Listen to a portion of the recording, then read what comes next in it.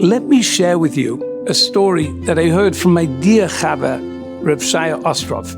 In the medieval times, the church ruled supreme, and they were extremely suspicious, dogmatic, superstitious. Anybody that countered their influence was immediately imprisoned and silenced.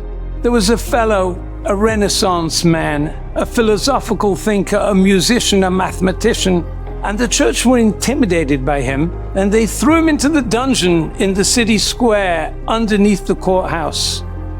It was a horrible place. Mold, rats. It didn't take long before he fell into depression. One morning, he woke up and he heard outside the prison cell the sound of amazing music. And he pushed the bed to the wall. He pulled the table on top of the bed and the chair on top of the table, and he climbed up, holding on to the bars of the prison window. And he beheld the most amazing sight. Outside, there was a regiment of soldiers that were marching through the town plaza.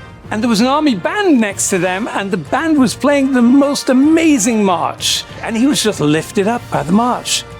And before long, another platoon of soldiers came marching by. They also had an army band accompanying them, but their music was like a waltz, and it was a dance, and he was just swaying at the bars, carried away.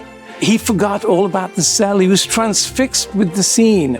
And he realized that probably these soldiers are marching through to accompany the king from his winter residence to his summer residence. And sure enough, a few minutes later, there was the king in his gilded carriage, splendid robes and a gorgeous crown on his head. And the king was waving to everybody, and everybody was saluting him. Long live the king. And he stretched his hand through the bars of the cell, and he was waving to the king, smiling. And as the king's carriage rolled by, the king told his driver to stop. He saw him. Their eyes locked. The king looked at him, and the king smiled at him, and he smiled at the king. And they both waved to each other. It was a wondrous moment. Well, my friends, this is the story of life, because all of us, our neshama is sequestered in our body, and sometimes our minds suck us down into a prison cell, and we can feel hurt and depressed and trapped. And our job is to lift ourselves up, to push the bed to the wall and the table, and to recognize the streaming life and blessings that flow to us every morning we wake up. Moide ani lefanecha. Wow! And if we do that every day, when Pesach comes, yes, we'll be zocha to Yetzias Mitzrayim.